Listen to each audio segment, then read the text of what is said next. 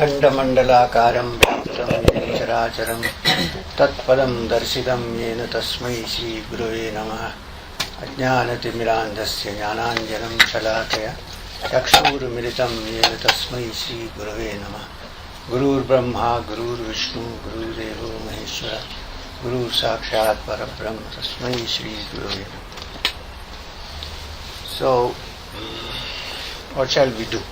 Informal satsang? When you said informal satsang, I thought there will be 4 or 5 people. Anyway. Patanjali's Yoga Sutras, please.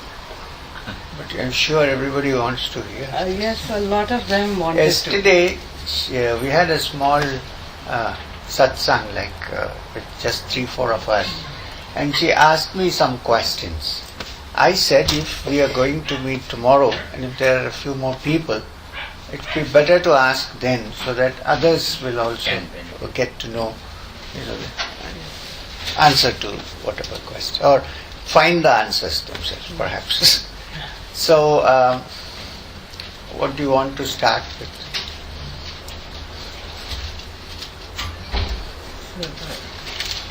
meditation and what exactly is meant by Yoga Chitta Vritti Nirodha. So, okay, we go into a preliminary discussion about this. Can you open that? Enough, it's too cold. So, you can hear me there? Is it okay? 2-3 questions which were given to me by the hostess. One is about meditation, because we keep saying meditate, we are meditating. And the second is about Patanjali's the Yoga Sutras of Patanjali, which I have to maybe do a little explanation for why we should deal with Patanjali at all. And the third is, that's it. We can slowly move forward. Yoga's Chitta Vritti Nirodha. Yeah, right. Now, I will... Oh. ठीक है aunty वहाँ आवाज आ रही है आपको सुनाई आपको सुनाई दे रहा है नहीं because the speaker is there आपको देगा आंटी सुनाई देगा अभी better. better maybe raising a little more Better. because I don't talk very loud. so he's increased the volume Soft. अभी ठीक है So, we will start with the Yoga Sutras of Patanjali. Now, the word Patanjali is the name of a writer whose textbook is followed as a standard textbook by yogis everywhere.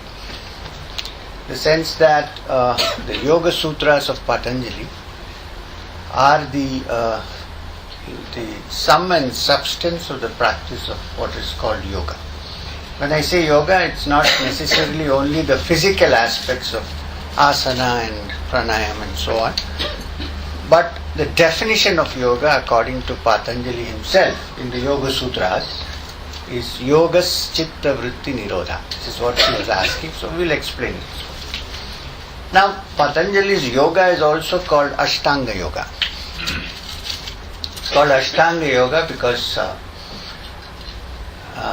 it has 8 angas, meaning 8 parts, or let's say 8 limbs. In Sanskrit, anga means limb or branch, let's say.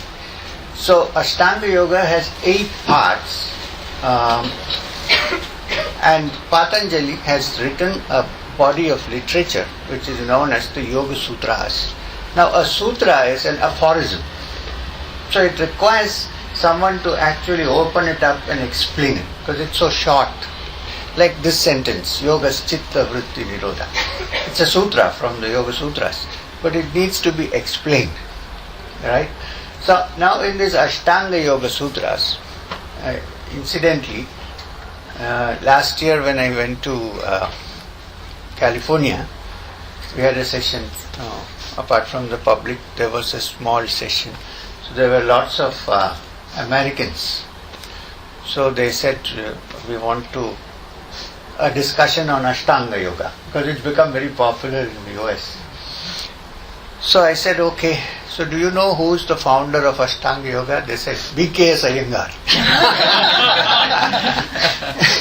Iyengar of Pune. Yeah, actually B.K.S. Iyengar popularized it and called it Ashtanga Yoga. It was Patanjali who wrote the sutras of Ashtanga Yoga actually. So, so this consists of 8 parts. So as we explain the 8 parts, we'll actually get the understanding of yoga's chitta, vritti, nirodha and what yoga aims at basically and what are the steps to be taken. Now the 8 parts, which is why it's called Ashtanga Yoga, are yama, niyama, I'll explain, asana, pranayama, pratyahara, dharana, dhyana and samadhi. Now when I say samadhi, it means a super conscious state which the mind reaches, not the samadhi when somebody dies. People get worried, why should we talk about samadhi right now? They're still alive. The samadhi here means a super conscious state where one is in touch with one's inner essence, which is a part of the Supreme Being. Now, yama, niyama, asana, pranayama, pratyahara, dharana, dhyana, samadhi. So these are the 8 parts. We start with yama, niyama. Now yama, niyama means rules and regulations to be followed by the practitioner of yoga. Yama, niyamas. Without managing the yama, niyamas, it's not possible to go to the next step. Of course, you cannot be 100% perfect with yama, niyamas. Because if one is 100% perfect, one doesn't have to do Ashtanga Yoga, you're already there. For most of us, we have to keep trying to improve and get as much as possible the perfection of Yama Niyama. Now, Yama Niyama basically means no extremes. I can enumerate one by one, but we need to only know that it means moderation in everything. In the Bhagavad Gita, when Krishna talks about yoga to Arjuna, he says this yoga is not for him who eats too much or eats too little or sleeps too much or sleeps too little. So the key word in yama niyamas to be sought is moderation. Neither too much nor too little. You should have enough food for your body to survive. There must be enough nutrition, but overeating, people think makes you active, it makes you sleep. And under eating is not good because you cannot even think. If you don't eat for 3-4 days, even your thinking capacity begins to get down. So moderation is required. Now there are certain things that are pinpointed to create what is called the yama niyama atmosphere, the yama niyama climate in our lives. One is simplicity. Try to be as simple as possible, because when it's too complicated, your mind cannot sit down and meditate. It's all the time too many positions. You don't know what's happening here, you don't know what's happening there. When you sit down to meditate, the mind is there. So they said, simplify your positions. The other is to speak the truth. Satya is one of the words used in Yama Niyama. The reason is, it would be a contradiction if 24 hours, day in and day out, we speak untruth and follow untruth and try to search for the supreme truth. This is not possible. It's a contradiction in terms. I'm looking for the supreme truth, but what do I do every day? I speak untruth. I do all kinds of things which are not true. So it doesn't gel. So, and without yama niyama, you cannot go next step. You cannot move forward. So try to follow the truth as much as possible.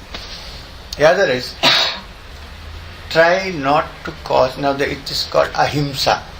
When we mean by ahimsa, try not to cause harm or pain to any living being, thought, word or deed, as much as possible. If one could do that all the time, then one would be a yogi. You don't have to do any yoga after that. But the very fact that we sometimes commit mistakes, the idea is yama niyamas are given to correct yourself. when you do a mistake, regret for it and try not to repeat it. That's the best you can do. So Satya, Ahimsa I have covered.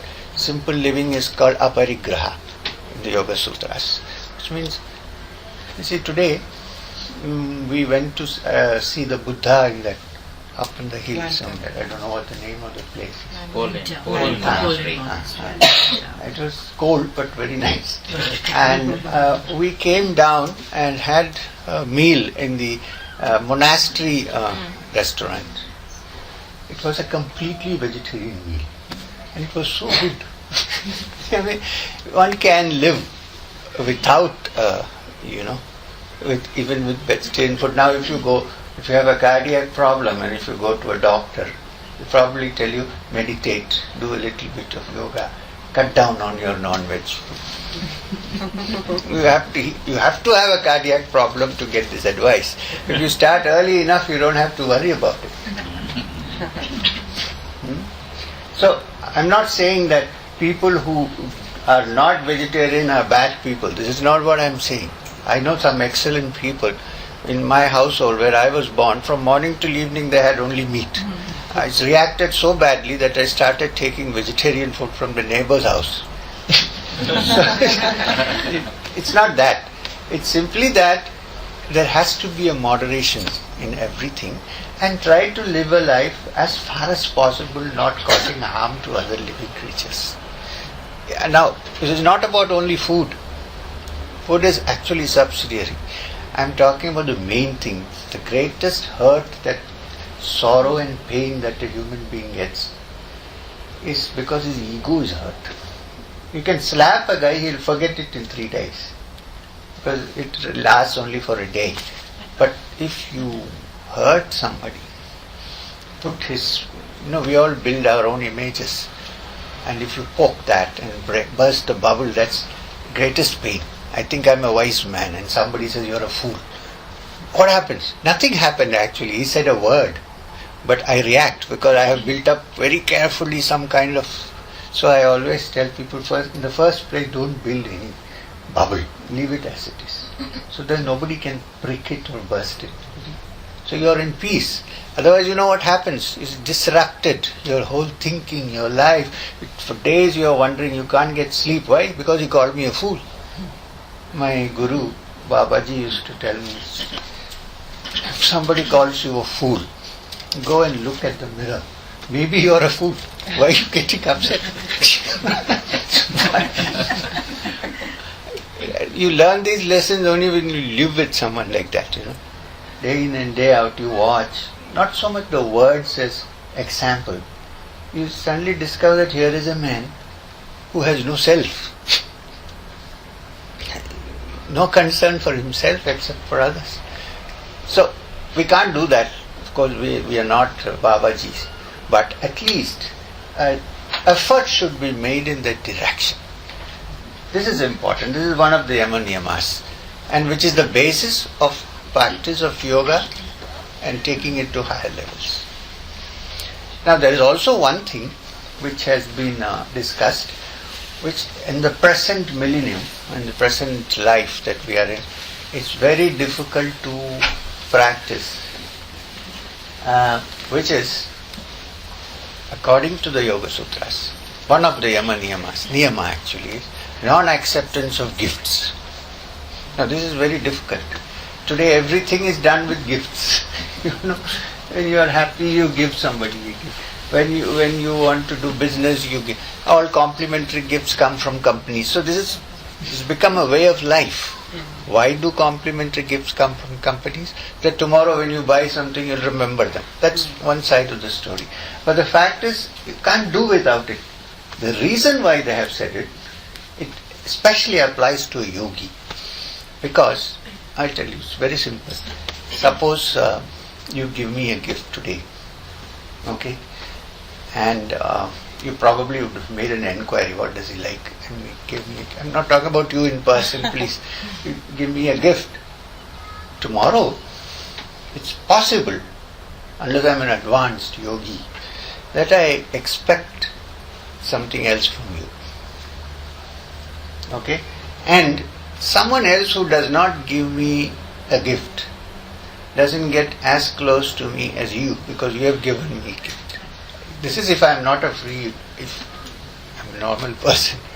This can happen. Now yogis should treat everybody at par. You can't look after somebody just because he is giving you something. Which is why this rule has been put. It's not per se to say that don't accept. In fact, if somebody with great affection gives you something and you don't accept it, that person might wonder that there's something wrong. Especially if they're giving it to a yogi. They'd say, there's something wrong, I think something is going to happen to me, I gave him a gift, it was an inauspicious, he gave it back. So, this is just, you understood why this has been said. This is the reason. So that the relationship should not depend on what you get from outside, but on other parameters. This is the reason why. So these are roughly the yama niyamas. Then as I said, not sleep too much or sleep too little, eat too much or eat too little. These are all yama niyamas. Now sleep too much, you know what happens. I don't even have to explain. And when you eat too much, you sleep too much.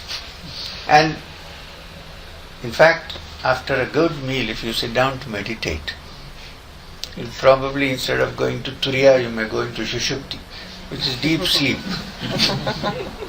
It's a known fact. Of course, one should get sufficient sleep. That is a different story altogether. Anyway, so these are the yama niyamas. So, roughly, I'm just putting it in a nutshell.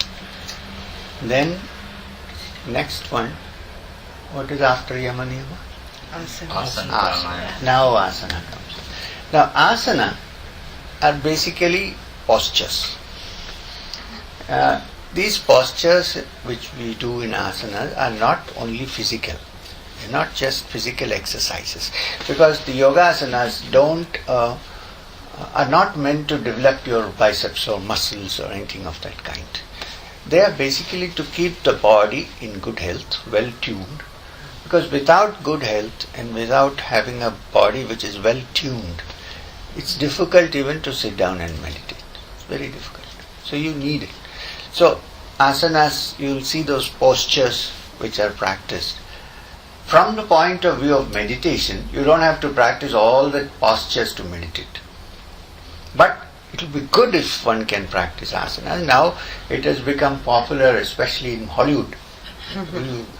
People, the other day somebody said they want to set up a teaching class in Hollywood. So I said, please do it. They said, would you come? I said, but I don't want to deal with too many things. He said, you don't have to deal. You teach asanas, we take the money. Oh, we'll give you a percentage. So it's because it's so good, it's become popular because it's good. And it doesn't involve lifting weights or anything of that kind. You need to eat simple food, nutritious food, and it keeps your body trim, it keeps you in shape. Apart from that, the influence of asanas on the human system is that you will notice that in every asana, either you bend forward or you bend backward, in most asanas, which means it deals with the spine. And in meditation, in deep meditation, we are required to keep the spine straight for the simple reason that the nadi or the channel of spiritual evolution in the human system flows through the Shushumna, which is in the middle of the spine, connecting the Sahasrara, which is the top of the head, to the bottom of the spine, which is the Mooladhara. This is the link. So, asana makes your spine supple, and also it helps to clear physical blocks if there are any, to keep the channel clear. Which is why from childhood yogis are trained to sit without a backrest. From childhood we rest our back so much that we almost become spineless. We cannot sit spineless is something else, but it's almost. In fact, most of the back problems and spinal problems are because we slouch or lean too much. If you can practice sitting straight, much of these problems won't start at all. Of course, if you have a back problem now, you need to lean. I'm saying a preventive. So, this is one thing. The other is that most of the asanas, especially some specific ones which are used in yoga therapy, are to do with massaging the ductless glands which are in the system. Like if you do Matsyasana, which is basically to sit in Padmasana and move backwards, fall backwards, what happens is the adrenal glands are here. So they get properly by the muscles nicely massaged so that they begin to function in a normal way, not in an abnormal way. Now what happens when adrenaline suddenly rushes into the blood? You get angry. We don't know which comes first. Whether anger triggers adrenaline or adrenaline triggers anger, we don't know. But it happens. Now, if you do Matsyasana regularly, you can control your anger easily. Because mostly moods are now considered to be chemical. You see? So if you know how to manipulate, you can control them to a great extent. So, I'm just giving you an example. In fact, there are asanas which are good for men who have prostrate.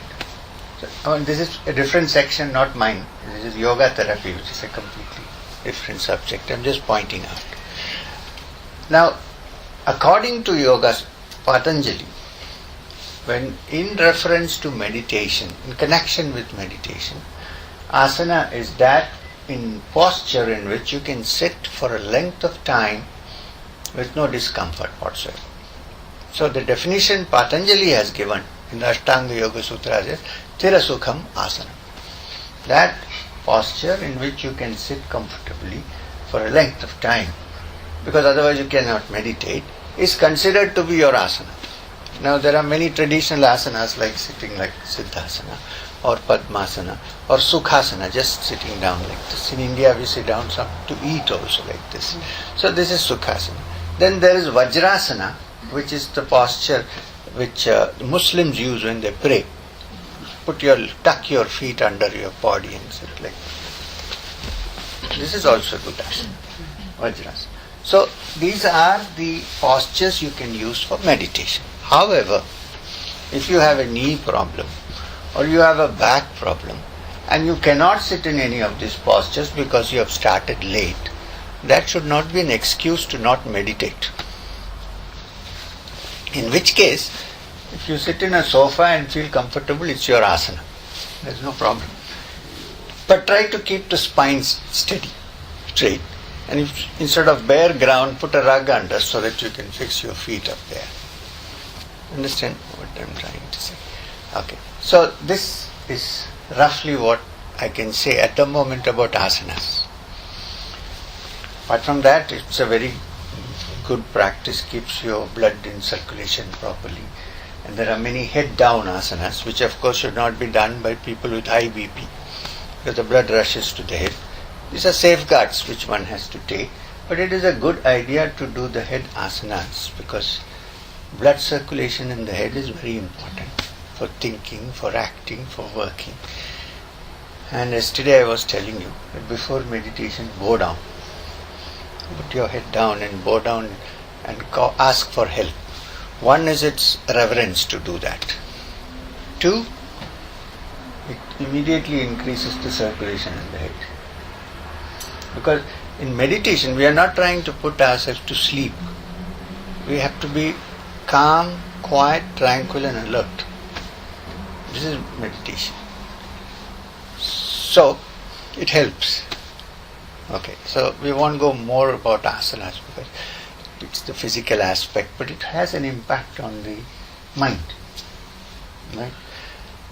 Now the next after asana comes pranayama. Now here there are so many different kinds of pranayama. Pranayama basically is translated as breath control or coordinating the breathing and so on. Actually the word pranayama, prana is life energies. Yama are the rules and regulations governing the breath. So pranayama is a vast subject, which means to learn how to regulate your prana. Prana is not necessarily breath, but breath is very closely linked to prana. So therefore, most of the pranayama exercises are to do with your breathing. Because when the breath is adjusted in certain rhythmic patterns, you are able to also arrange your prana and apana, which is the upgoing and the downgoing breath, in a certain rhythm, which is required for meditation. And for different kinds of meditation, different rhythms are required. This is one understanding of pranayama. The other is, practically speaking, when you say rishi, a rishi is one who is a scientist actually, but scientist in the spiritual field. There are great rishis who have experimented upon the mind and the soul and such matters, and they have discovered tremendous secrets which even today I don't think have been completely opened up. It will take years to evolve to touch many of those aspects, but some simple things are known. And this is that if you watch yourself carefully, when you are very agitated, for instance, very agitated, angry, and just try and watch your breathing pattern, the rhythm of your breathing. It's usually be rough, erratic, sometimes fast, even fear. You know how the heart beats, tuck, tuck.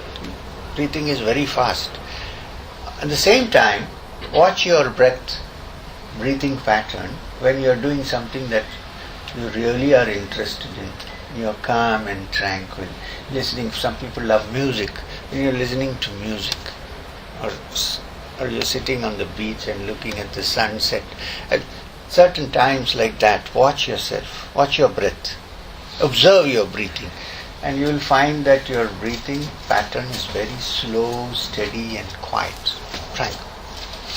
So the Rishi said, if a state of mind is reflected in your breathing pattern, is it possible that you can alter your breathing pattern and change the state of your mind? So they experimented and found out that it is true. If you slow down and quieten your breath, your mind also quietens down and becomes tranquil. So many different varieties of pranayama were discovered, which are useful in many ways for people who are walking on this journey, who have begun to experiment and explore the field of scientific understanding of yoga. There are many types of breathing which can be recommended only according to the individual. Now, simple breathing deep is good for health, that's one thing. But specific pranayams can be recommended only to a teacher, to a student, after watching that person, knowing that person well, so that one is sure what you are giving him. These things are not mass affairs, they are very individual. Unfortunately, in the modern world it's difficult to catch hold of individual. Still, to a great extent it is very individual. So, from this came, now a simple pranayam which anybody can do before meditation is to simply watch your breath. The other thing is, if you watch your breath, it has a tendency to quieten down by itself. Keep observing it. Yes, after a while you'll see that you feel like giving a deep sigh. And mind is already calming down. You see? Then meditate after that. So, pranayama. Again, this is only in a very small description. Then comes pratyahara. Now, pratyahara has been variously translated. Some people say pratyahara means sense withdrawal. But pratyahara actually means pratyahara. That means ahara is input, what you take inside. Pratya means special. Special. So it means the capacity which the yogi develops, by which he can fix his attention on something exclusively and withdraw it and fix it on something else when he wants. He or she. Yogi is not only a man. So, this capacity that you develop is called pratyahara, where at one point the yogi may be fully concentrating on something, the next moment he can switch it off and fix his attention somewhere else. which is so important even in daily life. What happens normally is I work in the office. My whole day I'm thinking about the office problem. I come home and sit down to meditate and I'm thinking of the office. It's a fact. Or there are people who meditate most time, but they cannot work because when they go there they're thinking of this. Now, one-pointed attention is an essential part of Yoga Sutras, of Ashtanga Yoga. Because the definition of Patanjali, which is Chitta Vritti Nirodha, I'll explain that later. So, it's important to learn how to fix your attention and switch it off at any given moment. And one-pointed attention is the secret of all meditation and dhyana. Not only meditation, I would say even in daily life what you do. If you have one-pointed attention, you can walk miles, which you probably can't do without.